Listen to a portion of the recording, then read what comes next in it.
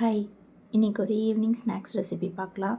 திணை சேமியா வந்து தண்ணியில் போட்டு கொஞ்சமாக உப்பு போட்டு ஒரு 10 நிமிஷம் ஊற வச்சுக்கலாம்.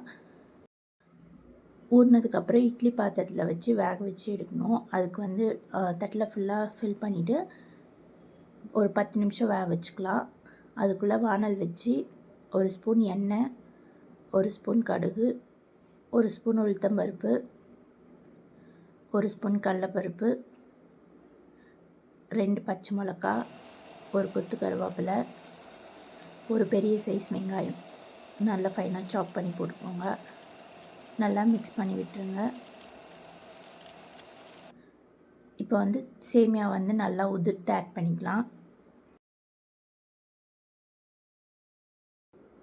நல்லா மிக்ஸ் பண்ணி விட்டு இறக்குனிங்கன்னா சூப்பரான திணை சேமியா ரெடி ஆயிடுச்சு. ட்ரை பண்ணி பார்த்துட்டு எப்படி இருந்துச்சுன்னு கமெண்ட் பண்ணுங்கள். மறக்காமல் சப்ஸ்கிரைப் பண்ணிவிடுங்க. தேங்க்யூ ஃபார் வாட்சிங்.